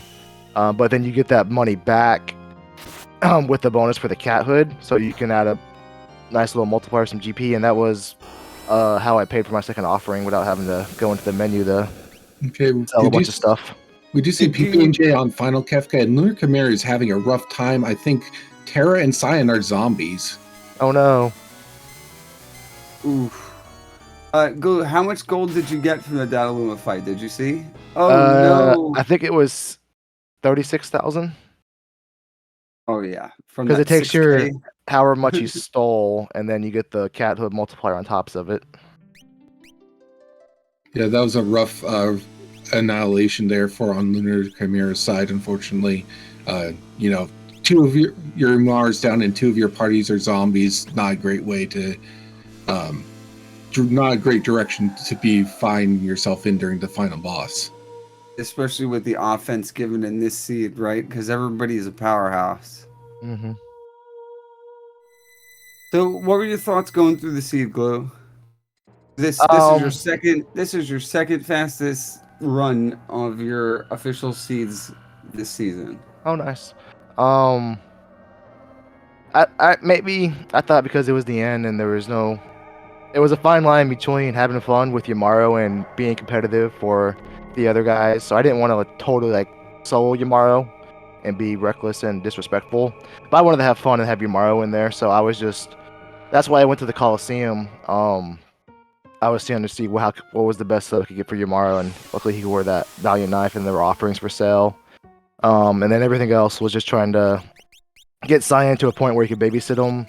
So Cyan had Life 3, and Cyan also had a Mute, so some tier 2 stuff. I never came across insta-death, but... and just real quick, GG's for PB&J at 118.17. GG's indeed. Woo-hoo. But everything was just... Savin and Terror were fine, and everything was just about getting Yamaro... Getting in a position where you can babysit Yamaro and let him do Yamaro things and not have him bite you in the behind. It's a great strategy. I mean... I definitely started to hop on the Umaro freight train a few months ago, in that I start with Umaro, I try to keep him, because he could be a great powerhouse throughout the entire seed. Yeah, you just gotta be willing to get uncomfortable too, because at the end of tier 2, if 110 Yamaro was gonna get a turn before Sabin could, and Sabin had Phantom, but Cyan had Golem, so ideally you don't want to cast Golem on tier 2, you rather do on tier 3 instead of Phantom, but Yamaro was going to act, Yamaro was going to kill everything on the screen and trigger 10 hits, and he might not survive, so I had to throw Golem out there before, so you just have to get creative and uncomfortable if you do stuff like that with him. Yeah, what I like to say is you have to set Yamaro up for success, right? You have to do your best to limit his targets, or deal the damage in a way that when he deals his damage, it won't hurt you as much, right? Or it'll help you. It's interesting. It's an interesting tactic you have to do. But when you find offerings for sale and then you get gifted an Atma weapon, I think the Atma was been the Terror's Imperial Camp check. Yeah. And then you find a Valiant Knife. Well, I actually found 2 Valiant Knives when you get gifted the good stuff for them, and then it's fun. Yeah, because your first Valiant Knife was in the Coliseum, and the second one was from a check, right? Yes, indeed. One of the dragons, I think, gave it out. And the dragons were really nice this seed. How'd you feel about all those early dead checks? I think we counted 7. The nice thing about when you come across dead checks early is that it's going to push you ahead of scaling. So really I was never, once Cyan learned Berserk, which was very, very early, I was never really in any danger of dying. The only thing that was going to kill me was a Doom Gaze and multiple of 5s. But everything else you can just go through. So I never really had to go out of my way to look for sleeping bags, which I never had. I could have went the Double Dream a lot earlier if I wanted to. Everything was just open for me because those dead checks just make you so strong. And then we saw you were level 30 at 35 minutes. It was insane. And that switch fight in the Cave of the Sealed Gate. While it took about 2 minutes, that formation gives a lot of XP, so it was worth it to sit through it. Wasn't really in danger of dying, but they have high defense, so it's going to take a little while. So Yeah, it we was were definitely worth it. Yeah, we were actually talking about that. Luckily, you had the Tempest to do a decent amount of damage, and Umara was throwing a lot of rages out. So that fight was pretty intense because that's like a 4K experience fight, right? Early on. Yeah. Right off the bat, so that immediately jumps you from 3 to 8, 3, 8, 9, something like that. It's a great fight to get right off the bat. Definitely. Unlike coming across 2 rain men who can throw a acid rain and just kill you in one turn. Let's see if we can get PBJ in here and see what he did different or had going for him. All right, do you want to stay here, Glue, or you want to? I'll hang out for a few minutes. Let's see if PBJ wants to come talk about what his experience with. Did PB&J dump Yamaro? At the end, it looks like it. Oh man, he's not in the weight room yet. I used to like him. Now I don't know. Oh, that's all right. He's okay. He's a good guy.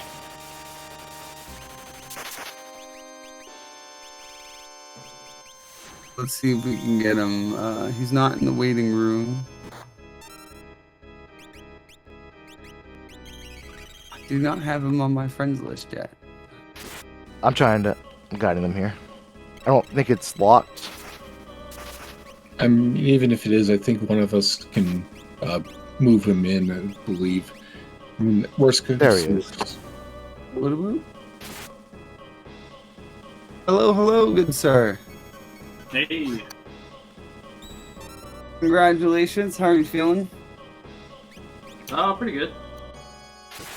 I think this is my best time in the official races this season, so that feels good. I could tell you that in a second if you would like. Yeah, and I mentioned this to Glue, but it seemed to me at least that this was a fairly linear seed, at least as far as the characters go. Everyone ended up doing Doma defense to Waterfall to Daryl's Tomb for their 6. Gotcha.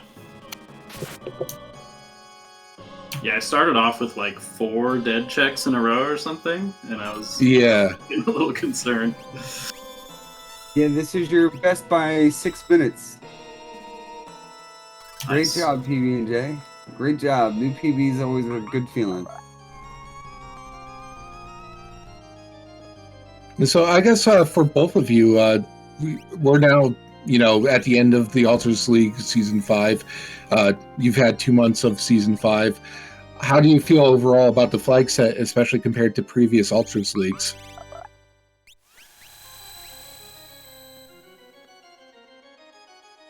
I've been a fan of this one. I think the 21 check skip makes it like really easy to be consistent, and I don't know, maybe it's too good, if anything, but I've enjoyed this season. The one thing I wish is there's a way to incorporate Super Balls more. Somewhere between where you can have an Egger start and find them for 8K, and then you just buy a dozen of them, and you coast for the first 30 minutes. But somewhere closer, not so far away, where you find one in the chest every 30 seeds. Maybe like a flat rate of their 30K. You could always have it so that, I don't know how hard or easy it is to code, but where a shop can only sell like 2 Super Balls, and that's it, and then they're sold out. Like if you put a limit on how many items of a certain type can be in a shop. Perhaps. I'm sure there's some fine answer, but they are part of the actual Final Fantasy 6 game. And one thing I like about Worlds Collide is not that the thing that starts with BC, or the initials are BC, is that it stays true to Final Fantasy 6, and you can play it and you still feel like you're playing Final Fantasy 6. Where sometimes with the other thing, you look at it and you're like, oh my god, what is this? This is nothing like the original game. And Super Balls are part of the original game, so they are overpowered in the way that they were in the Ultros League 4 and probably previous seasons. So some way to put them back in, like with Ultima, where they can be a factor, but they're also a larger investment, so they're not exploited as often. Okay, PB&J, here's a quick question. Genji Glove, should it be equipable on Umaro?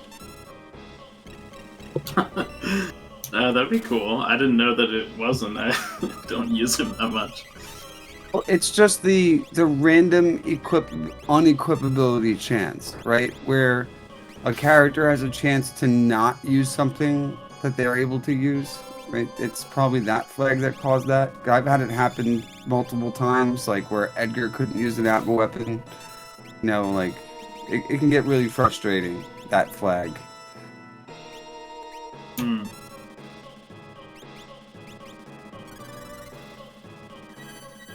I guess is there anything you guys would really like to see coming in for Ultros League 6? More players. We were talking about this earlier, but there's a lot of past players, and some players that are AFK, if you will. Hopefully they come back, because this is a really fun game, and the more people that play it, the more people we have, it just makes it it's an amazing experience already, and then we just like sharing it with more people. So a lot of people know about this. Some people may, see our stream and like wonder what's going on, what's the learning curve. The learning curve is almost non-existent. If you've explored or played with the vanilla FF6 game in any time whatsoever, even if you just done one playthrough, you can easily pick up Worlds Collide and get going in a matter of minutes. Oh yeah, and there's a lot of useful tools. I remember when I first started, even with my head injuries and my bad memory, there's a lot of maps you can use that have open on screens that show you exactly where the checks are, and they can help you with routing. So there's a lot of tools that people in the community have created to help new players get accustomed. Like, I'm only 4 months in now, so and Glue, you're only at what, a year 15 months, something like that, 18 months? The blackjack draft for my first event, so 11 months, maybe a year will cost sometime like in February, so. Yeah, so, if you understand the game and you really enjoy it, you can pick it up really quick. So. Oh yeah, and we got tons of people that are willing to help you out. Some of the other randomizers I kind of learned on my own because there wasn't as robust of a community, but there were literally half of the community is more than willing to help anybody out that would like to learn or just get better or get started, whatever the case may be. And even the like best of the best players in this game are always around, just like offering people advice. It's pretty awesome. And they're really humble. Unlike a lot of areas of gaming nowadays.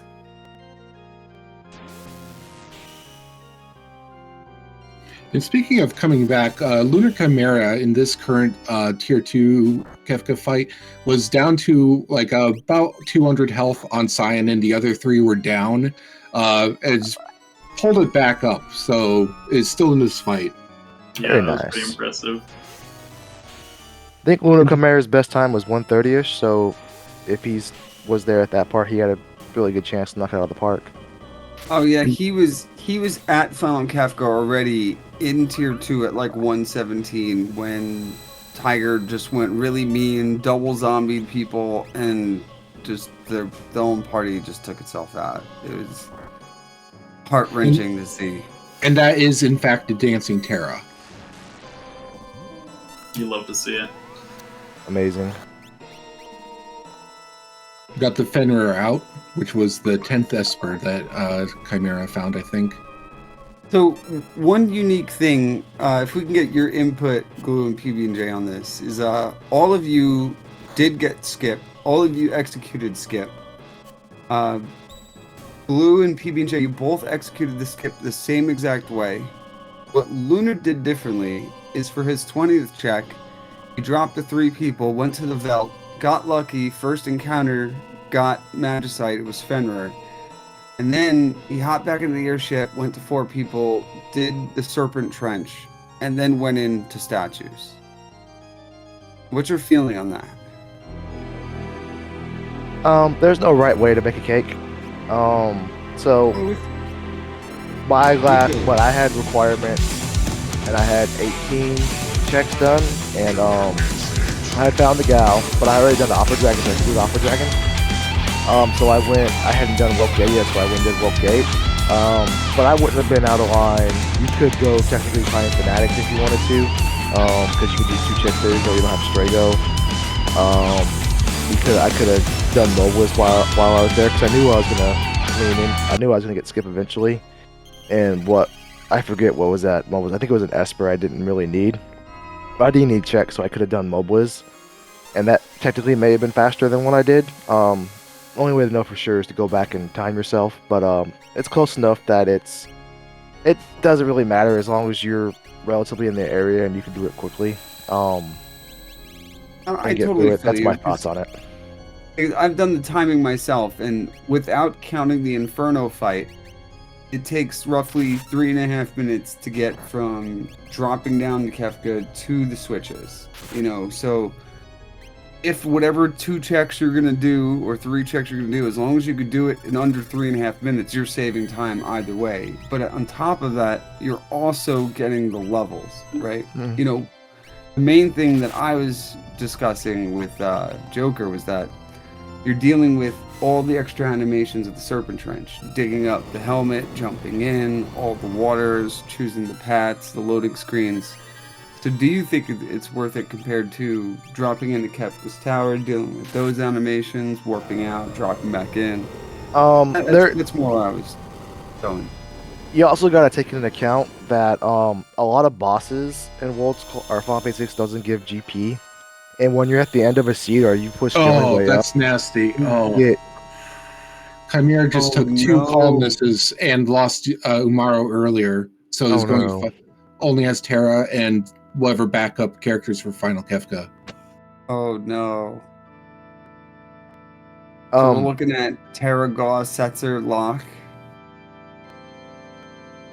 But the one reason I can see him choosing the trench is that if you ever go load into one of your old seeds where you've already cleared it, just go land somewhere and take a grind fight, and look how much gold you get.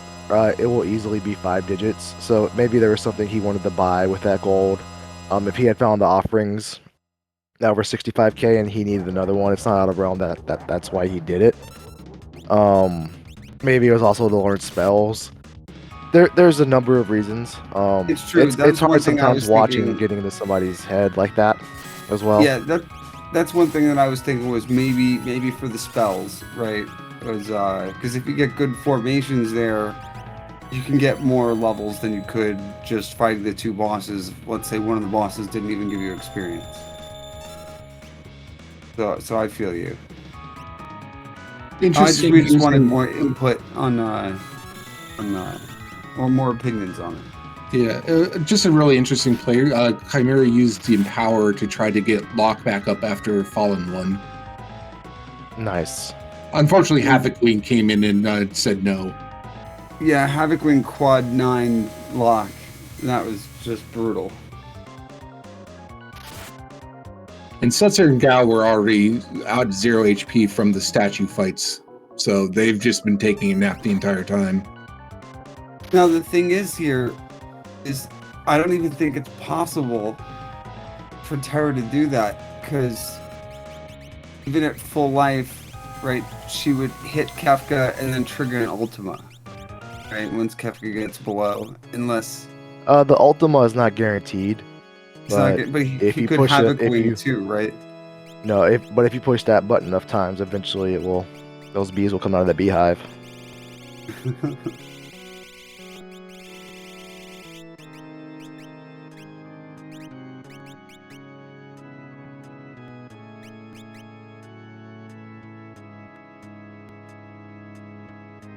Dancing.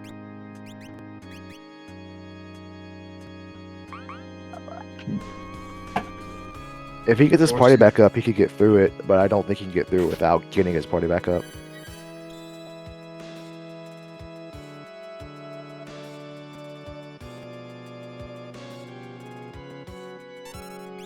Is it just a case of not having enough damage output?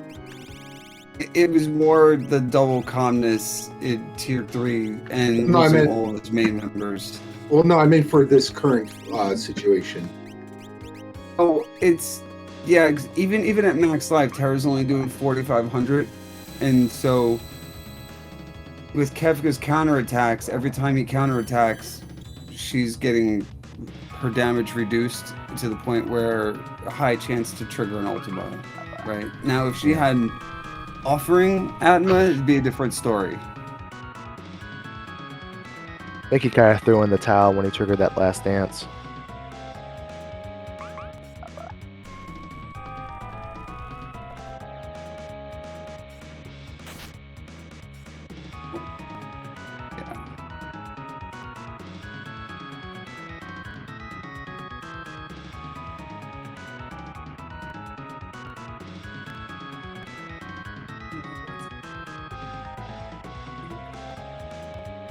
Well, that's unfortunate for Lodaka. Let's see if he's going to give it another go. No, he's still going to forfeit.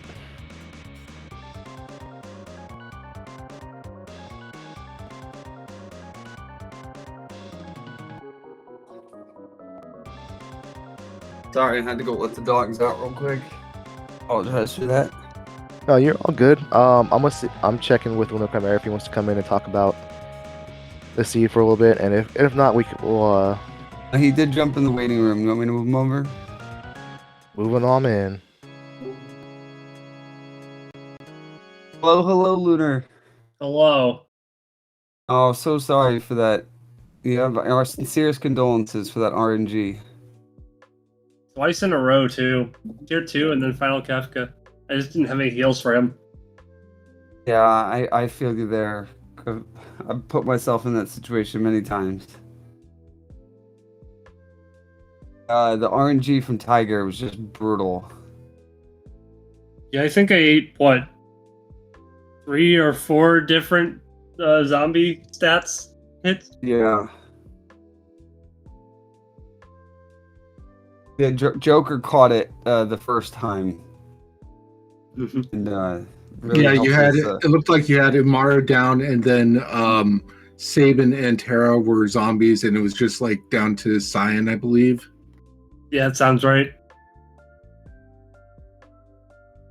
and then the double calmness. How are you feeling all together? Despite the final Kefka. Yeah, I was gonna say the rest of it were real well, in my opinion. I was feeling real lucky after that Doom gaze. Three Dooms on Cyan, and they all missed. Yeah, he was blocking. Did he have an Aegis shield on? Is what I was gonna ask you. That's a good question.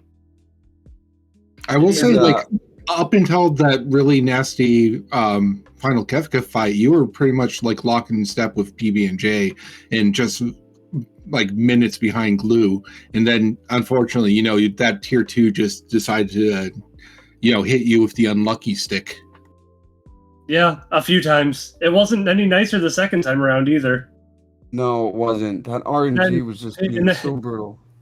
And then tier 3, as soon as I swung with Cyan, I went, oh crap, I should have used Golem. Has officially partnered with then proceeded to watch 2 of them go down to calmness. Oh. Damn, see, I wasn't sure if you were able to get it off or not. Yeah, I wasn't sure either if it would go through before another Meteo. I think one of the main questions we had was, what was your decision-making process for doing Veld and Serpent Trench to get to the skip? For Serpent Trench, it was the extra fights, and I figured it was better to have my whole team fighting as opposed to 1 or 2 of them if I just went through all of Kefka. I got you. But is there a reason why you chose to do that over, let's say, dropping into the middle and killing Toilet Atma and a dragon and getting the 2 checks as well with your full group? I guess that could have worked too. We were just wondering if you needed spells or something from the trench fights. I was kind of looking for something with healing still, because I had almost none. I had life 3, and I think I had life on 1, but I never got it taught to anybody. Oh, gotcha. And then you found the Fenrir, which didn't, it helped you with more final Kefka fighting, but didn't give you any good spells. So I feel Right. I understand now. Yeah, because other than that, I had 4 elixirs and 2 X potions, and that ain't gonna do it. I definitely recommend you go back and watch this all because you were, I think, like 5 different times you were in lockstep with PB&J. Like you two were in the same fight at the same time or in the same location. It was amazing to see it. I think you were also like in terms of just the count ahead of everyone else for the beginning part, but it ended up being a very linear seed. So eventually everyone was doing the exact same checks, and for everyone the path to 6 characters was going to be Doma Defense, Waterfall, Daryl's Tomb. So pretty much everyone hit those eventually. Yeah, because the same characters were hidden behind the same, everyone else was gated. So, you were the first one to find Setzer, and I think like 10 to 15 minutes before anybody else did. So, it was just interesting how the routing all worked.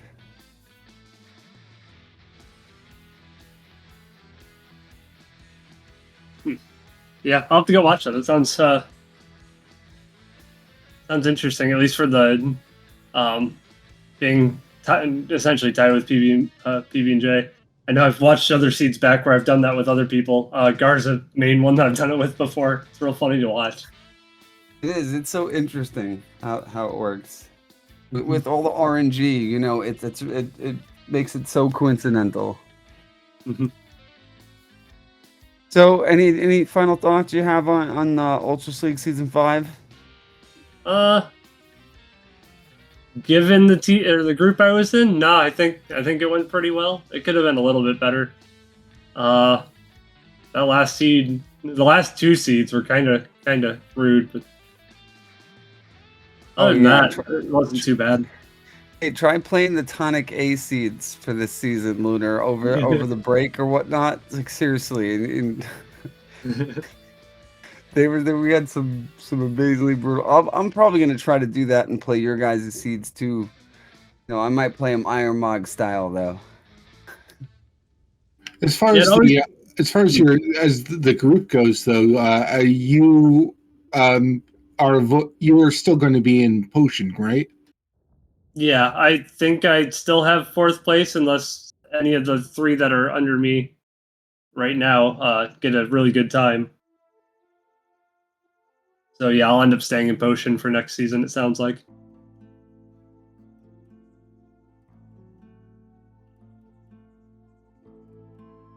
Is there anything that you want to see different going in Ultros League 6?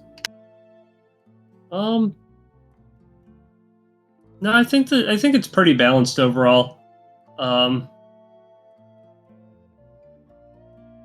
Yeah, no, I can't think of anything off the top of my head that I could see changing, but I'm sure there's something, but not off the top of my head that I can think of.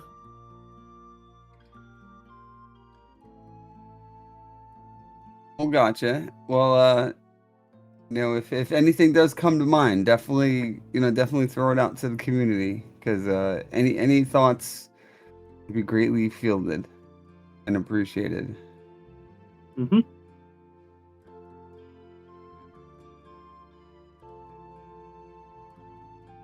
And do you have any final questions, Joker?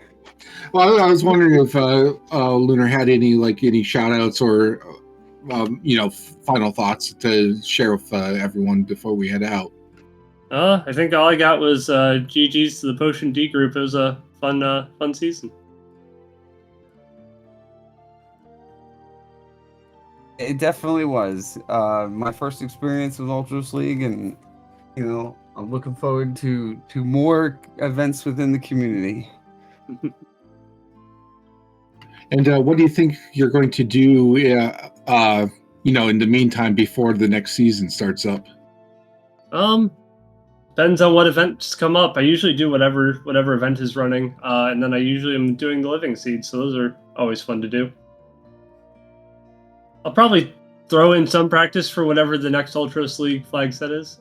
This season I didn't do too many practice seeds. and it showed a little bit. So, yeah, probably not a bad idea to do some more practicing in the off season as well.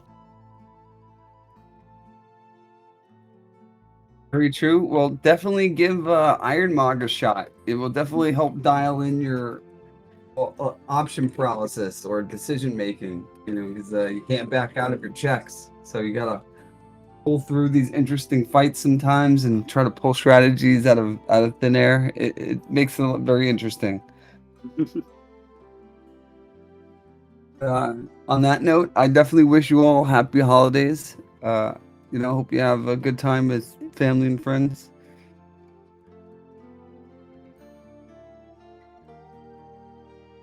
Yeah, absolutely. It's been great. I've gotten a lot of, chances to commentate and watch a lot of really great races and get to know the community through that way.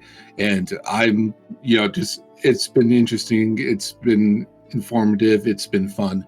And, I'm looking forward to what's coming next. I'm not really sure what normally happens in the off season because I'm fairly new here myself. But I know that there is, even during the regular season and off season, there's a lot that's going on in the community. I think, Sonic, you're a part of the drafting community here. I'm part of the multi-world community, the Archipelago group. And as Lunar mentioned, there's a living seed that gets played. There's seeds of the week that get played. So there's plenty to do that isn't, just the Ultros League season 5 racing. And so definitely, come and say hi and check out what we got to offer. And, maybe there's going to be something that you'll catch your fancy and you'll want to stick around. Oh, definitely. And, people do a lot more, weekly asyncs as well. And like Jex every now and then does a Mad Doc lab, and me and him are thinking about trying to figure out an async race where we can do like dragon hunts, with mixed dragons, and a lot of stuff in the works. So, definitely come join the community, participate, shed your thoughts, create art, create emotes, have some fun, express your inner creative demons. Well, that's all I've got to say. I don't know if Sonic has anything else, or if anyone else who's still in the chat has anything else they want to say. But I'm going to head out and just turn it over to whoever's still around. Oh, same here. I gotta end up taking care of the dogs. They've been hearing me talk for 2 hours, and they want my attention now. Speaking of which, everybody definitely, find that dog in you. All right. Take care, everyone.